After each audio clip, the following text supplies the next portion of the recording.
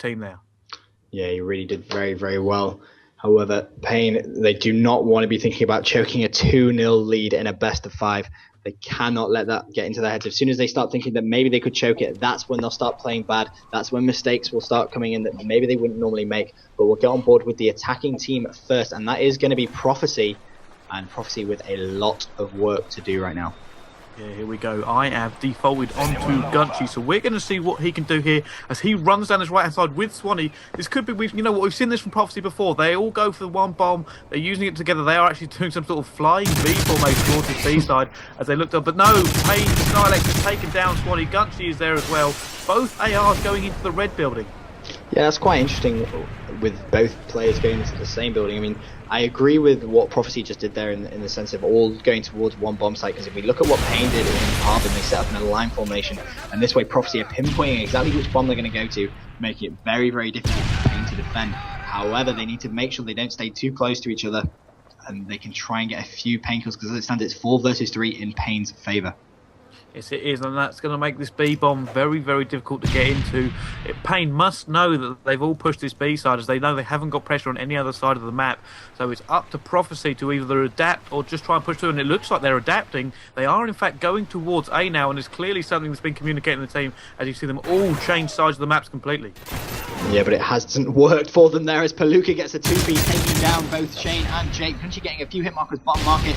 No idea where that player went, so he's going to have to back off. And it is going to be a 1 versus 4. Bomb is down. 1 minute 13 for Gunchy to produce something magical. He has seen one more player pre-fire, didn't make those kills, and he's anticipating to jump down. And Tojo, like Superman, just jumping off that ledge and takes down Gunchy. Yes, he did. He took him down. And wow, Payne coming out all guns blazing in this Search and Destroy. They know they have to win the Search and Destroy. They know they're good at it. If they do this, they can get back into that grand final and hopefully get some revenge against Apex.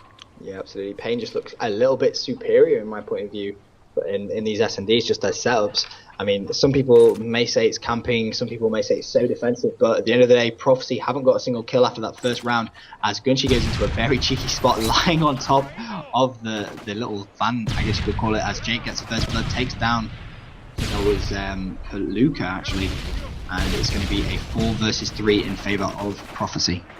You know what, this is actually a setup from Prophecy, and I think they've let Shane loose. Yes, they have. He's just taken down Torjor, and they gets taken down by Starlex. You know what, we see Prophecy do this time and time again. They set up and they let Shane flank, and that seems to work quite well for them on the defense. But now Shane's been taken down. It is 3 versus 3, and they still have their setup. Yeah, they still do have that setup, like you say. Just going to scroll through the players and see where Jake is. He's right in front of Gunchy and where Swanee is. Swanee right on that B bomb. So Prophecy just doing exactly what Payne do in a way, being very, very defensive. It is 3 versus 2 style and legendary with 1 minute 36 to try and make something happen. And Swanee actually backs off from that B bomb, just a little bit wary that he could be rushed by both Payne players at once, and he doesn't want that to happen. He'd much rather allow a B bomb plant and then challenge than get taken down and leave it a 2 versus 2 scenario. Yeah, it is a.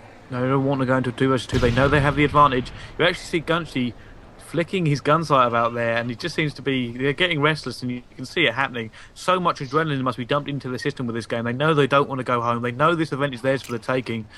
You know what, I'm a little bit worried about Jake's position. If we flick onto where Jake is, if you look here, he doesn't have a head glitch, he doesn't have the elevation that the other two have, and he has got a PP90, which means he doesn't have quite the range. But there we go, Swanee has been taken down by Legendary, and we're going to have to see Prophecy switch positions now where we do. We are staying on board with Jake.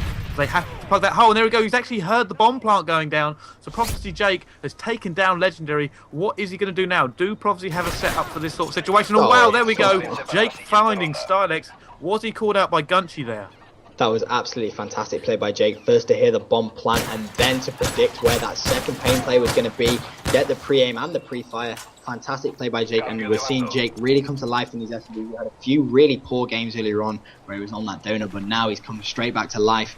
And I think we'll go ahead and change team, get on board with Payne, but after 2 rounds, it's 1 round apiece. Yes, it is. We are going on board with Stylex right now as he goes into this B area, and he's actually pushed out quite far in it. He could be taken down there, and there we go. Prophecy up in that top red building again. Stylex can try and pick someone off. He does see someone. Got shots going on. Does he drop him? No, he does not. Palooka, though, picking up Jake. Yeah, Palooka having such a good game so far. He's actually gone ahead and got a 2-piece, taking down Gunchy as well. And oh wow, Swanee taking down Style with a headshot. That's a very, very nice shot. Default now over to Tojo, who's cooked that nade, just launched it. He's very good with those nades, so it wouldn't surprise me if he got a kill. Just a little bit unfortunate there not to hit anything, but Gunshi 0-2 had a pretty bad S&D last time. He really needs to try and get a little bit of confidence up in these S&Ds, but as it stands, Payne 3 plays to 2. Yes, it is 3 players to 2. Swanee and Shane have got an awful lot to work to do against this Payne lineup. Like I said, Payne love their setups. There we go, he's just in him. Oh, wow, Shane managed to stab him. It looks like Legendary. He's going to try and track back and find him right now. Where is he? That's what you can say. Oh, there we go. He managed to pick up Shane. Unfortunately, Shane just runs straight into his gun sight. Yeah, that's going to make it 2-1 to Payne now, as Legendary just a very smart defense played where Shane was going to be. And that means now Payne are just 2 S&D rounds away from making it to the grand final of DreamHack Valencia. Prophecy still with a lot of work to do. Yes, they do. They most certainly do. And we'll get the hat. Tongue tied there for a second. Sorry, it's been a long old day. But like I said, we are back on board with Payne, and we're on board with Payne Stylex. And it looks like, you know what, this game is not over by any stretch of the imagination. But there you go, Payne Stylex actually picking up Prophecy Shane, as it looked like Prophecy Shane was going for that flank again. But Jake picks up Torjor, bringing it back to 3-3. No, Jake's gone down as well. Payne have the advantage now. They have such a strong S&D game. Yeah, they really do. They just play the numbers game absolutely right. They get 1 down and then they just wait a little bit as Legendary takes down Swanee, which means it's going to be Gunshi. He's 0-2 right now. He's in a 1 versus 3 scenario. I'm going to change team, get on board with him, see if he can make anything happen. He's on this right-hand side of the map, and the Payne players were mid-market way. So Gunshi needs to be a little bit careful. He needs to try and get 1 easy kill just to build his confidence up. And you're not going to get an easier kill than that. Bomb does go down at A though. That's 42 seconds for Gunshi to try and make something happen. He's up against Palooka and Legendary. Palooka 6-1, Legendary 3-1 as Gunshi makes his way towards the Oh, he's been seen. Legendary's going to back off. Where is Palooka? He's coming up behind him. Gunshi is challenging and takes him down. Oh. No, Palooka right behind him. Unfortunate for Gunshi there. He just couldn't get away. But it's good play by Gunshi and good play by Payne. They had each other's back and it paid dividends in the end. Yeah, it was really, really nice play coming from Payne. And now Payne are just 1 S&D round away from making it to the grand final. They are going to be nervous. They are going to have adrenaline everywhere. But Prophecy really thought they would do a little bit better than this. I had them down to win this event, as did so many others.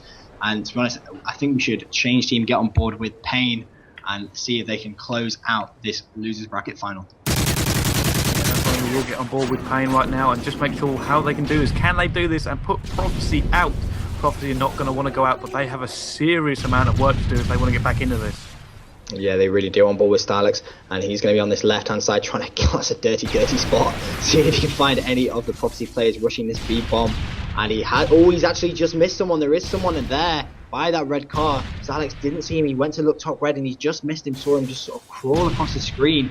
He needs to be very, very cautious now, because if Prophecy, there's 2 right in front of him. Stylex needs to make his mind up which one's he going to go for, on his left or on his right. And there's going to be another 2 players. But it looks like Prophecy have all gone towards this B-bomb. Stylex takes down Swanee, knows there's going to be one somewhere in that room. And this is fantastic play by Stylex, just backing off. And there is Shane. If he makes this kill, Prophecy are going to be in real trouble. Shane is going to be very, very weak. Stylex does get naded though by Jake, making it 3 versus 3. However, Torjor is there. He does not want them to get into this B area. And he is actually going to pick up Shane. Is he? No. Oh my god, how did he not get that kill as Jake takes down Legendary? Wow, this has actually gone all in Prophecy's favour now. Payne in serious trouble. Torjor, is he going to flank round? It looks like he is. He knows he can't go up there now. Palooka actually taking down Gunshi, bringing it back to 2-2. Are Prophecy in that area? Yeah, I think Prophecy is still going to be on that B-side. Tojo has just seen someone. It looks like he had a sniper in his hand. Not entirely sure, but that player is no doubt going to get tag teamed. It may have been Jake, I'm not entirely sure. It was a sniper. I think he picked up an AR, but Shane, very tense moments for Prophecy. Manages to take down Tojo. That is going to be 3-2. However, Payne still just 1 S&D round away from making it to the grand final of DreamHack Valencia. Prophecy still with all that pressure. Yeah, it's so much pressure. Prophecy, they've got to win 2 more rounds or they are going home. And funnily enough, I've just seen in the chat, their manager, Acid, who wasn't able to join them this weekend, you can tell he's nervous with some of the comments he's coming out with. Obviously, he's still got great faith in his team, but nobody wants to see their team like this at the moment. Yeah, it's very, very tense times to stay. In fact, we'll change teams up with Prophecy. They're under a lot of pressure right now. We'll see how they can do. And they are going to be on defense, so maybe a bit boring play, but Jake's in that same spot. Gunshi hasn't opted to go up onto the van, but I was on Payne's team briefly right at the start, and I can tell you they've pushed that right-hand side to the B side of Prophecy, so going to be Swanee who's over there just going to scroll through the teams. It is in fact Swanee, and that B-bomb needs to be a little cautious as Gunshi does connect with a hit marker. Palooka takes down Jake very early on, and Prophecy in some trouble right from the start. However, Swanee does take down Tejo, making it 3 versus 3. Yeah, obviously they do want to win this defense. Defense quite easy with these choke points, and Prophecy are playing that sort of game right now. They do have a setup, and they're going to try and hold it, but that bomb's actually gone down. They've let him get in here and put it down, meaning that Prophecy now has to lose. Palooka was waiting for Gunshi. Swanee does take down Legendary though, but still, Prophecy so much work to go now. They have to move in. They have to find these players. Yeah, Swanee just being a little slow for my liking there. For 30 seconds left as Palooka takes down Shane. All of Prophecy's dreams and hopes lie in the face of Swanee. He gets shut down by Palooka, which means Pain Gaming, the #1 team in Spain, are going to go ahead and book themselves a ticket in the grand final of DreamHack, playing Apex, who have just gone such phenomenal form, but unfortunate there from Prophecy. I mean, they just, well, I just can't, I'm speechless. I don't understand really what's happened. I honestly think it's something event with Pain coming up with all that adrenaline. I can tell you what has happened right now. Palooka, 12 for 2 right now. He went huge in that game and shut down them. Jake, top scorer for Prophecy, 7 for 5. He had a really good S&D this time round, but unfortunately Prophecy are going home, and it's going to be Pain versus Apex in the grand final very, very soon. And you know what? Is this going to be the same game that we saw Apex play against Pain earlier? It was it was a whitewash. Yeah, it really was. Yeah. It truly was. That's the only word you could use to describe it. Tommy went absolutely massive and absolutely decimated them. However, I think Pain, beating Prophecy 3-1 is going to give them a little bit of confidence, and it wouldn't surprise me if we saw a bit of a different scoreline.